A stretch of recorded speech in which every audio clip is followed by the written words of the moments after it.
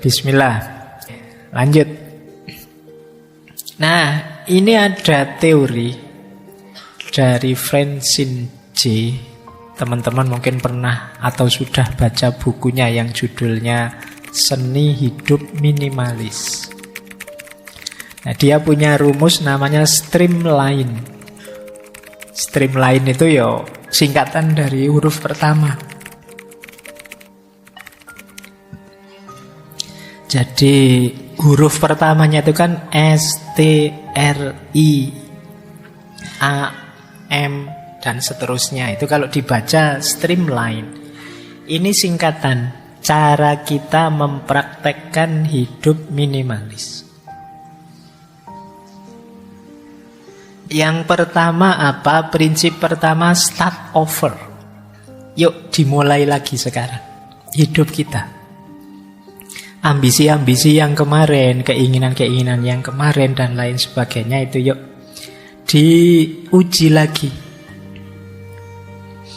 Mana penting, mana tidak penting, diuji lagi. Itu namanya start over.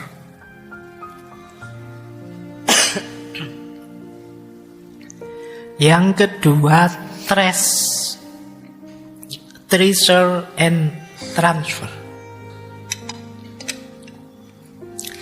Trace itu buang, treasure itu simpan, transfer itu bagi. Kemudian reason for each item. Punya reasoning, punya alasan untuk apapun yang kita miliki. Alasannya ya manfaat atau guna tadi. Kemudian everything in its place. Segala sesuatu letakkan di tempatnya. Ini biasanya yang cowok-cowok ini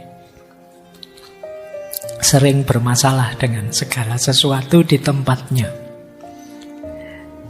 Padahal lebih nyaman kalau segala sesuatu di tempatnya. Kalian selain tahu kalau pas butuh atau perlu, juga nyortir mana penting tidak penting itu lebih mudah. Waduh, pulpen di mana pulpen? Itu kan sering begitu. Kenapa begitu? Karena setelah dipakai tidak dikembalikan ke tempatnya. Waduh, kertas catatan tadi keselip di mana ya? Nah, itu karena setelah nyatet terus kertasnya tidak ditaruh di tempatnya. Bikin repot. Habis energi, habis waktu, habis biaya. Kadang-kadang bisa 1 bulan beli sekian banyak pulpen, hilang terus. Tapi begitu bersih-bersih kamar ketemu semua. Wah, ternyata yang ini di bawah kasur, yang itu di bawah lemari, yang ini. Wah, itu ketemu semua. Karena kemarin tidak hati-hati, tidak everything in its place. Habis dipakai disingkirkan. Kemudian yang kelima, pastikan all surface clear. Semua permukaan pastikan bersih.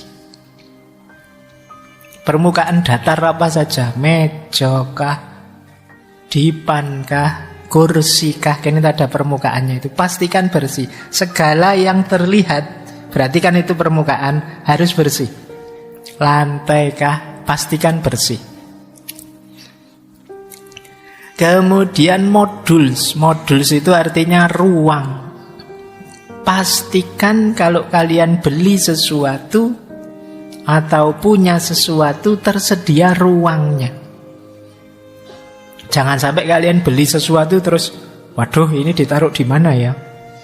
Sudah terlanjur beli, ternyata tidak cocok dengan kamarmu. Wah, saya kok beli lemari besar sekali ini.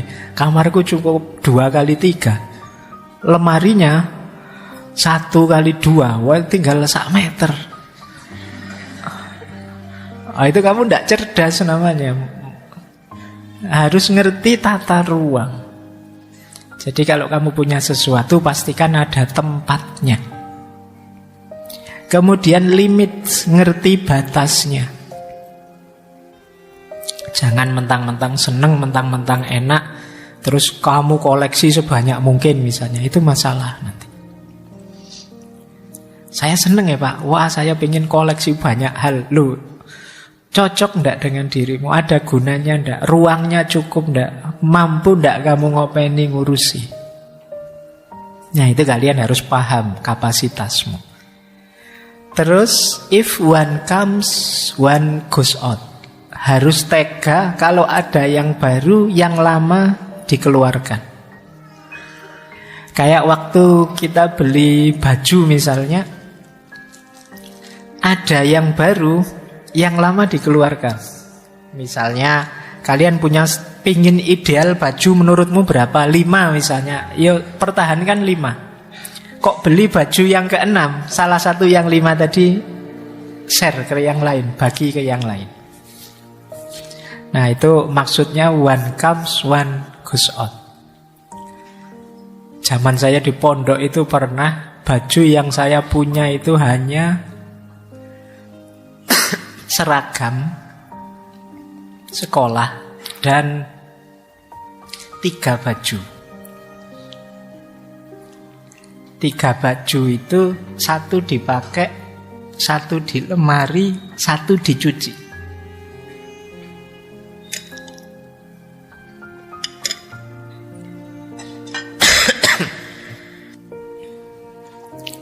Oke, kalau sudah tua gini mau romantis susah. Nah iya, mau romantisan terus batuk, nggak jadi.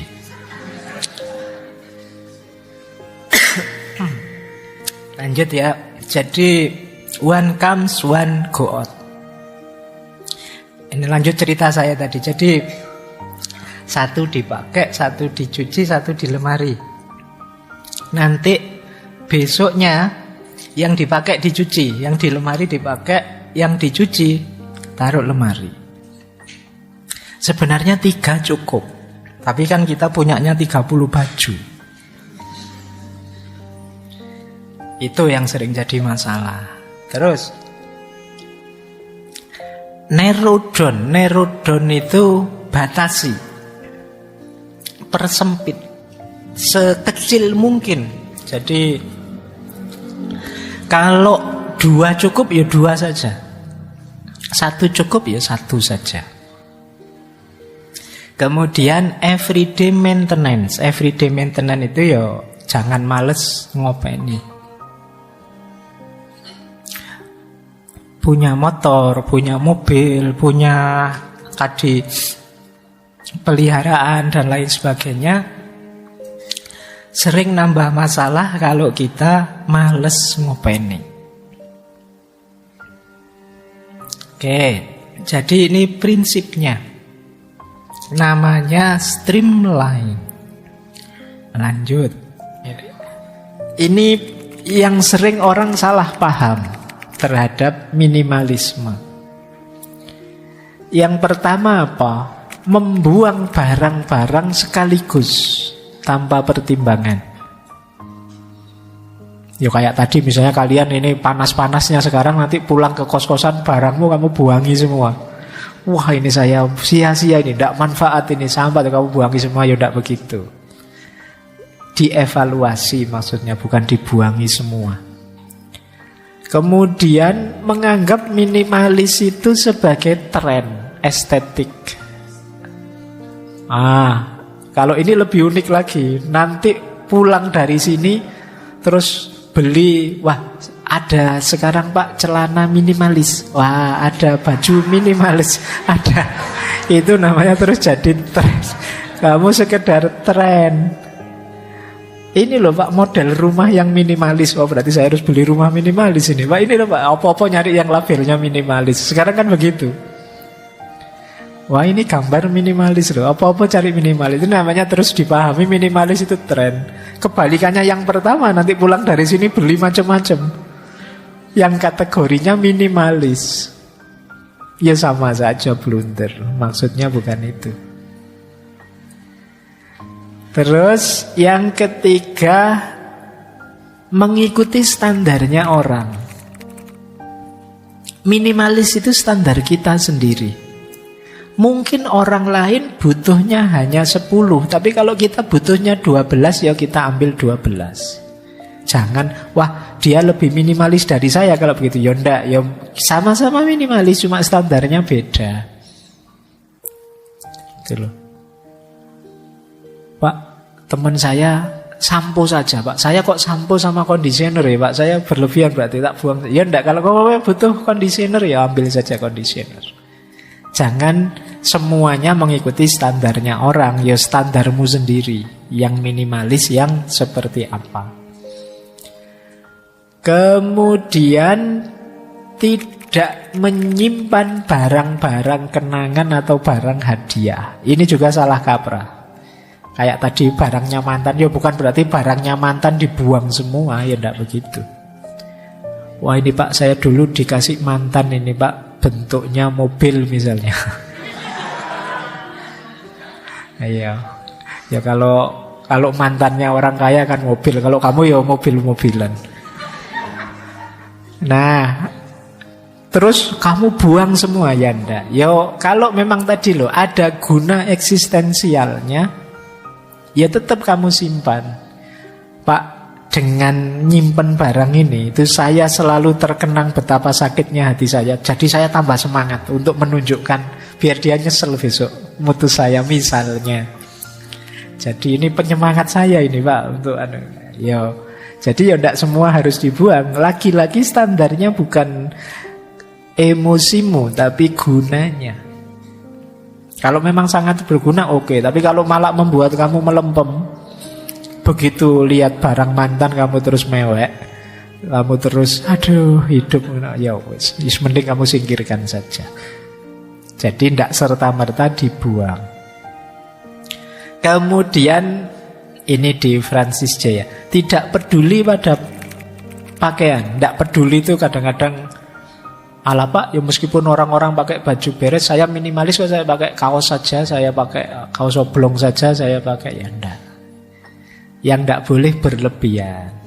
Ya pakai bajulah yang pantas, yang sesuai, tidak masalah. Kayak Steve Jobs itu orang kaya raya, atau Zuckerberg yang punya Facebook, itu kan gaya berpakaiannya sederhana sekali. Karena memang dia sudah kaya hidupnya santai, kayak apa saja pantas. Jadi kalau kalian kan enggak. Yo kaosnya Steve Jobs sama bajumu yang paling mahal ya tetap lebih mahal kaosnya Steve Jobs. Jadi ya tetap memperhatikan bajumu. Ya kalau memang waktunya dingin ya pakai jaket, ya sederhana saja Pak. Pakai jaket itu tidak minimalis Pak. Meskipun dingin-dingin saya pakai baju kaos tipis saja, ya enggak, itu namanya enggak pinter. Jadi ya ngertilah situasi, kondisi, kebutuhan, meskipun bukan keinginan. Nah, terus fokus pada barang saja, ini juga keliru. Tadi saya ilustrasinya barang terus, padahal mungkin pikiran, banyak sekali pikiran-pikiran di kepalamu yang harus disingkirkan juga. Tidak ada gunanya. Bahkan nanti ada yang bilang termasuk teman. Saya temannya banyak Pak, tapi ya toksik semua. Hidup jadi kacau, ngerusak ini. Ya disingkirkan, tidak apa-apa. Saatnya bersih-bersih teman misalnya. Oke. Ya tidak apa-apa loh, daripada banyak teman kok tidak penting semua. Teman saya tidak ada yang penting Pak, maunya utang terus wes misalnya. Enggak jadilah saatnya bersih-bersih. Kalian kan sekali-sekali pingin gitu kan, bersih-bersih Facebook, pertemanan yang enggak kenal. Enggak masalah, enggak apa-apa. Jadi tidak hanya barang. Jadi nanti pulang dari sini ya enggak harus kamu lihat barang di kamarmu, bisa juga kamu cermati pikiran-pikiranmu. Ngapain sih tadi aku mikir-mikir kayak gitu, aku menjelajah ke situ mikir yang aneh-aneh, ya, itu bisa disingkirkan semua. Baik, lanjut. Minimalis tidak sama dengan pelit. Ya. Jadi jangan kamu pelit dengan alasan minimalis. Mas kok sedekahnya cuma 500, saya minimalis orangnya. Itu namanya pelit. Enggak, minimalis enggak pelit. Jadi minimalis itu ya menyimpan, bahkan berbagi yang tidak perlu, bukan yang jelek. Kemudian minimalis tidak berarti anti konsumsi. Tidak berarti tidak beli-beli Pak. Ya beli yang dibutuhkan, bukan yang diinginkan. Jadi minimalisme tidak sama dengan tidak mengkonsumsi apa-apa.